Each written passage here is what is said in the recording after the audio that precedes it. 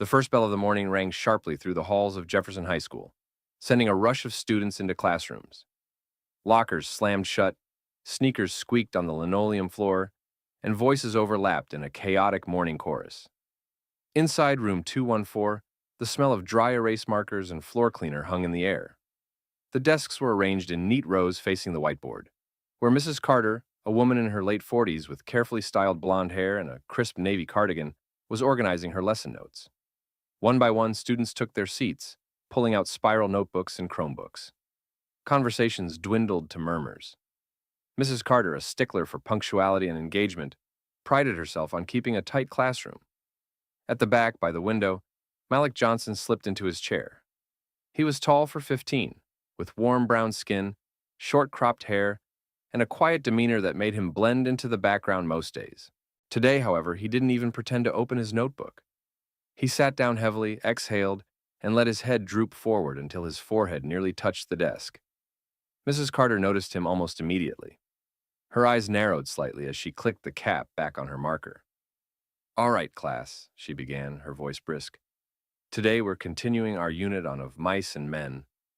Please open to Chapter 5 and—" Her gaze swept the room again, landing on Malik. His eyes were closed. His shoulders rose and fell in slow, heavy breaths. She frowned. "Really? At 8:05 in the morning?" Mrs. Carter had seen plenty of students try to sleep through her class over the years, but something about it always rubbed her the wrong way, as if it were a personal challenge to her authority.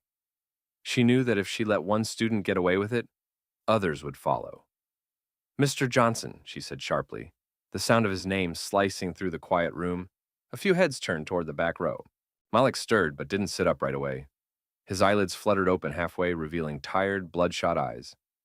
Mrs. Carter took a step closer. "This is not nap time," she said, her tone edged with irritation.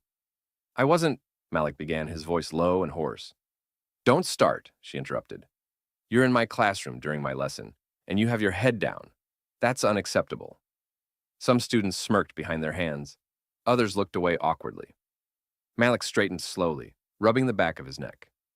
"I'm just tired," he muttered. Mrs. Carter's lips pressed into a thin line. "Then perhaps you should have gone to bed at a reasonable hour instead of staying up playing video games or scrolling on your phone." A few soft chuckles rippled through the class. Malik's jaw tightened, but he didn't answer. His eyes dropped back toward his desk. "That's it," Mrs. Carter said, reaching for the small stack of detention slips on her desk. She scribbled his name in quick, sharp strokes, tore the paper from the pad, and walked it over to his desk. "You can report to detention after school. Maybe you'll find the energy to stay awake tomorrow." Malik took the slip without looking at her, folding it in half and sliding it into his notebook. His expression was unreadable, but his shoulders seemed to sag just a little more.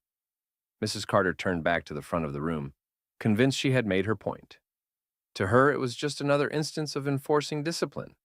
But for Malik, it was the second time in 24 hours someone had assumed the worst without asking a single question. The rest of the morning dragged by in slow, uneasy stretches. Malik sat through 2 more classes, his mind swimming in a haze of exhaustion. Every time a teacher began speaking, his focus slipped, and his eyelids threatened to close. He fought it, but the ache behind his eyes was relentless. By the time the lunch bell rang, he was shuffling down the hall with his hood pulled halfway up, avoiding eye contact with anyone. Conversations buzzed all around him. Laughter, gossip, the clatter of lockers. But it all felt muffled, distant. Unfortunately, Mrs. Carter hadn't forgotten their encounter that morning. As Malik passed her classroom on his way toward the cafeteria, she stepped into the hallway, holding a stack of graded essays. She caught sight of him and called out, "Mr. Johnson, a word, please." He paused reluctantly, the noise of the hallway washing over them. Mrs. Carter crossed her arms, the papers tucked under one elbow. "I hope you've used the rest of your morning to reflect on your behavior earlier," she said, loud enough for a couple of nearby students to overhear. Malik glanced down at the floor. "I wasn't trying to be disrespectful." Her voice sharpened. "Sleeping in my class is disrespectful. It sends a message that you don't care about your education or about the effort I put into teaching." A couple of students lingered nearby, pretending to fiddle with their phones while they listened. Malik's face warmed under their curious stares. "I wasn't sleeping on purpose," he said quietly. Mrs. Carter's eyes narrowed. "Don't make excuses. You've been here long enough to know the rules. Everyone else manages to stay awake, so why can't you?" That last sentence hung in the air, like a challenge. Malik's jaw tightened, but he stayed silent. He could feel the heat rising in his chest. Not from guilt, but from the weight of being judged when she didn't know a single thing about his night. When he didn't respond, Mrs. Carter shook her head. "Fine. We'll discuss it further with the detention supervisor this afternoon. Maybe a quiet room will give you time to think about your priorities." With that, she turned back into her classroom. As Malik started toward the cafeteria again, he heard a whisper from one of the eavesdropping students. "Man, she's on your case today." He didn't answer. He didn't have the energy. Instead, he headed for an empty corner table in the cafeteria, unwrapped a sandwich he barely tasted, and counted the hours until the end of the day, and until detention, which was now inevitable. For the rest of the afternoon, the tension from that hallway exchange clung to him like smoke, trailing him from class to class. By the final bell, Malik felt like the day had been one long spotlight on his worst moment. And the worst part? Nobody knew the truth. The last bell of the day echoed through the hallways, and most students burst out of classrooms like water from a dam, laughing, talking, eager to escape the building. The air was filled with the sound of slamming lockers and sneakers squeaking toward the exits. But Malik wasn't heading for freedom. He moved slowly, his backpack hanging loosely from one shoulder, until he reached the door at the far end of the hall marked Room 109, Detention. The door was old, the paint around the handle chipped from years of use. Inside, the room smelled faintly of pencil shavings and stale air. A single row of overhead fluorescent lights buzzed faintly.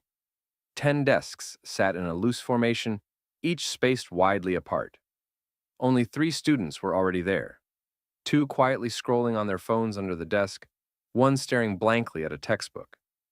At the front sat Mr. Phillips, the detention supervisor, a wiry man in his 50s with reading glasses perched on his nose. He barely looked up from the stack of crossword puzzles in front of him as Malik stepped in. "Name?" Mr. Phillips asked without warmth. "Malik Johnson," he said, his voice low. Mr. Phillips glanced at a clipboard, nodded toward the middle row.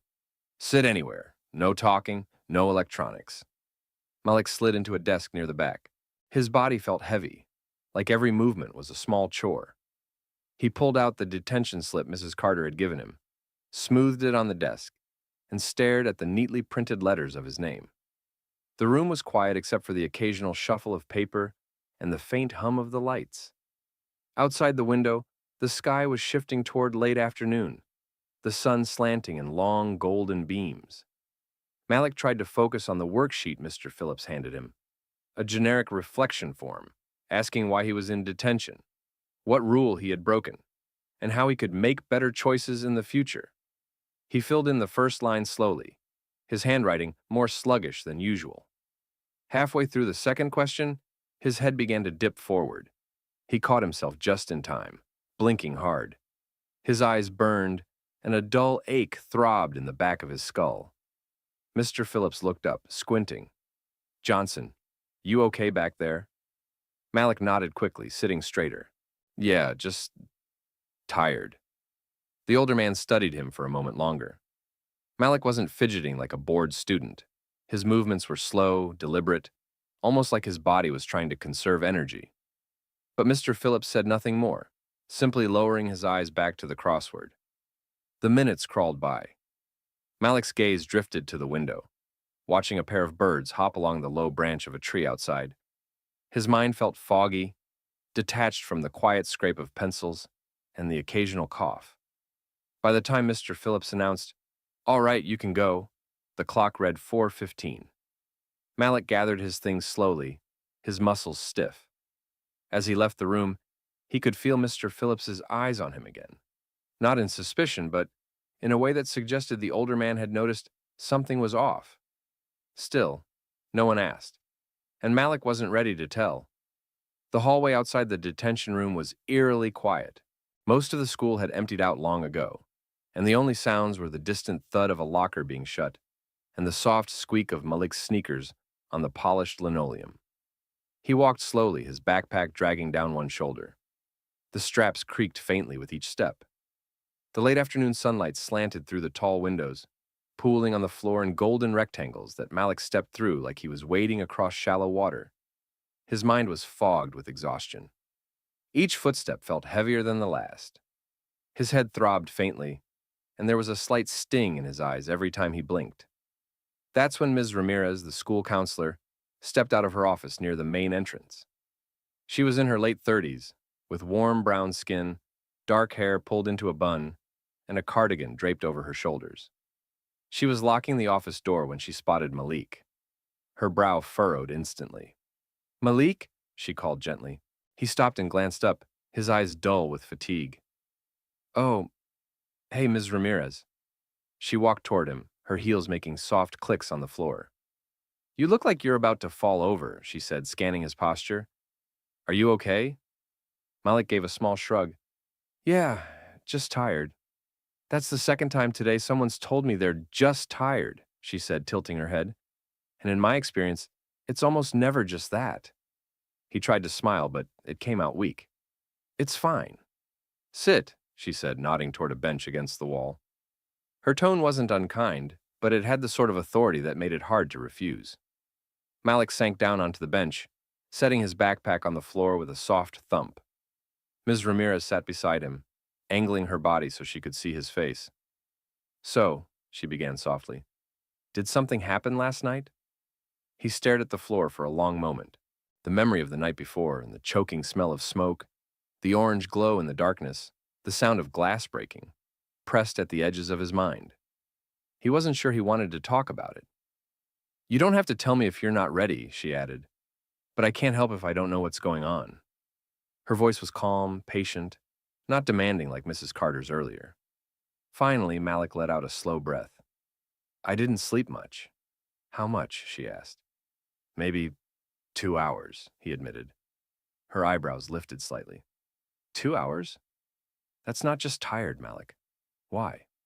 He hesitated again, his voice dropping to almost a whisper. "There was a fire." Ms. Ramirez straightened. "A fire? Where?" "My neighborhood," Malik said, his eyes still fixed on the floor. "The house across the street. I saw it when I got up to get water." "And?" she prompted gently. He swallowed hard. "There was a little girl in there. She was screaming from the upstairs window. Her parents weren't home. I went in." Ms. Ramirez's breath caught. "You went inside?" Malik nodded slowly, got her out through the back door before the fire trucks came. For a moment, the hallway was completely silent, except for the faint hum of the overhead lights. Ms. Ramirez's voice softened further. "Malik, you saved her life." He shrugged, looking away. "I just couldn't let her die." She studied him for another moment, her expression shifting from concern to something like awe. "Does Mrs. Carter know about this?" "No," Malik said quickly, "and I don't want her to, or anyone else." Ms. Ramirez shook her head. "I'm sorry, but something like this can't stay quiet forever." She stood up, her voice still gentle but decisive. "Stay here a moment." As she walked back toward her office, Malik leaned against the wall, feeling an odd mix of relief and dread.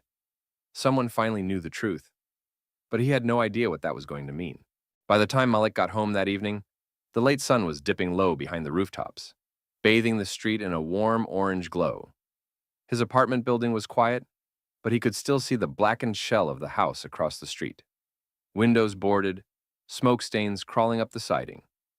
The smell of char lingered faintly in the air. Upstairs, in her office at Jefferson High, Ms. Ramirez sat at her desk with her phone in hand, staring at the keypad for a long moment before dialing. She wasn't one to rush to conclusions, but the weight in Malik's voice earlier told her this was no story for attention. She needed confirmation. The line clicked. "City Fire Department, Station 3, a man's voice answered. "This is Laura Ramirez, school counselor at Jefferson High. I'm trying to confirm details about a house fire last night on—" She gave the address. "I believe one of my students was involved in a rescue there." There was a pause on the other end, then a low whistle. "You're talking about the kid who pulled that little girl out?" "Yeah, we know him." Brave as hell. Ms. Ramirez sat up straighter. So it's true. Absolutely, the firefighter said. When we arrived, he'd already gotten her out to safety. She was coughing, but stable. If he hadn't acted when he did, we might be talking about a very different outcome. Ms. Ramirez's chest tightened. Thank you, she said quietly, ending the call. She pulled up her email and quickly typed a short note to Principal Evans, marking it urgent. The subject line was simple: Hero in our hallways. By the next morning, the ripple had started. Principal Evans called Mrs. Carter into his office before first period. He was a tall man in his 50s with salt and pepper hair and a no-nonsense demeanor. But today there was a spark of excitement in his eyes. Do you know what Malik Johnson did last night? He asked. Mrs. Carter frowned. Aside from showing up to school too tired to keep his eyes open, he slid a printout across the desk, a local news alert from the station's website. The headline read, Teenager saves neighbor's child from blazing house fire. Her eyes flicked down the page. There was no photo of Malik yet, but the details matched exactly what she'd heard from Ms. Ramirez earlier in the staff lounge. The fire, the rescue, the child's safe recovery. He risked his life, Evans said. We're contacting the family today. I'm thinking we hold a small assembly. Let the school know what kind of courage this young man has. Mrs. Carter's cheeks grew warm. She remembered the sound of her own voice yesterday, clipped and sharp, accusing him of laziness in front of the whole class. She swallowed hard. I had no idea. Evans's gaze softened slightly. No one did, but maybe now we'll start asking more questions before we jump to conclusions. By mid-morning, the whispers were already making their way down the hallways. I heard Malik pulled a kid out of a burning house. No way. Ms. Ramirez told Principal Evans, it's true. Students who usually ignored him in the cafeteria were now turning to watch as he walked past. Malik noticed the stares, but didn't understand the reason. Not yet. Meanwhile, Mrs. Carter sat at her desk between classes, staring at the detention slips stacked neatly in front of her. The one with Malik's name on it felt heavier than paper should. For the first time in a long while, she didn't feel like the authority in the room. The school day rolled on, but Mrs. Carter found it impossible to focus. Her lectures felt mechanical, her voice going through the motions, while her thoughts kept looping back to the same image. Malik sitting in the back row, his head resting on his desk, eyes half shut with exhaustion, and her standing over him, misreading everything. During her free period, she sat alone in the quiet classroom. The walls, lined with neatly laminated posters about literature and grammar, seemed to press in on her. On her desk sat the printed article Principal Evans had shown her, now creased from how often she'd picked it up, read a few lines, and put it down again. The words were simple but devastating. A 15-year-old local student rescued a 7-year-old girl from a burning home late Tuesday night. The teen entered the home before firefighters arrived, locating the child upstairs and carrying her to safety through the back door. Witnesses say the boy's quick action likely saved her life. She pictured Malik, tall but still so young, navigating smoke-filled rooms, hearing the roar of flames and the shriek of alarms. How terrified he must have been. How tired he must have felt afterward. And yet, instead of being met with gratitude or even curiosity, he had been met with her suspicion and scolding. Mrs. Carter set the paper down and rubbed her temples. I didn't ask him once if he was all right. I didn't even wonder why his eyes were bloodshot. Her mind replayed the hallway confrontation, the words she'd chosen, video games, excuses, unacceptable, each one sounding harsher now in memory. She felt a twisting in her stomach. She prided herself on being fair, on treating her students equally. But the truth was, she had looked at Malik that morning and assumed she already knew the story. She'd been wrong. A knock at the door pulled her from her thoughts. It was Ms. Ramirez, holding a folder under her arm. Got a minute? She asked. Mrs. Carter nodded. I spoke to Malik again this morning, Ms. Ramirez said, stepping inside. He still doesn't want a lot of attention, but the principal's insisting on recognizing him. You should probably talk to him before the assembly. Mrs. Carter looked down, ashamed. I owe him an apology, a real one. Ms. Ramirez studied her face for a moment, then gave a small nod. Good. He deserves that. After Ms. Ramirez left, Mrs. Carter sat for a long while, staring at the detention slip with Malik's name on it. She picked it up, ran her thumb over the folded edge, then tore it neatly in half, the sound loud in the empty room. She knew an apology wouldn't erase the sting of yesterday's public reprimand. But maybe it could be a start, if she could find the right words and the humility to say them. As the last bell of the day approached, Mrs. Carter rehearsed the conversation in her head. This time, she wouldn't speak like a teacher correcting a student. She'd speak like a human being who had been wrong. The morning of the assembly, the gymnasium was buzzing long before the bell rang. Folding chairs had been set up in neat rows across the polished hardwood floor, the Jefferson High banner hanging high above the stage. Students filed in, chattering with the restless energy of people who knew they were about to miss a class period.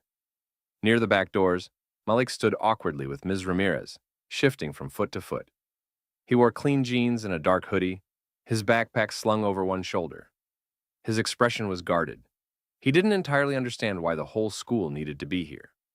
Before the program began, Mrs. Carter approached from the side aisle, her steps hesitant. She stopped a few feet from him. "Malik," she said softly. He looked up, wary. "Yeah." For a moment, she searched for the right words. "I wanted to say, I was wrong. Yesterday morning, I assumed things about you without asking. I didn't listen, and I treated you unfairly in front of everyone. I'm sorry." Malik studied her for a moment, surprised by the sincerity in her voice. "It's okay," he said automatically, though it was clear he hadn't expected the apology. "No," she replied gently. "It's not okay. But I hope you'll let me make it right." She gave a faint smile. "You've shown more courage in one night than most of us show in a lifetime." Before he could answer, Principal Evans' voice boomed over the microphone. "All right, everyone, let's take our seats."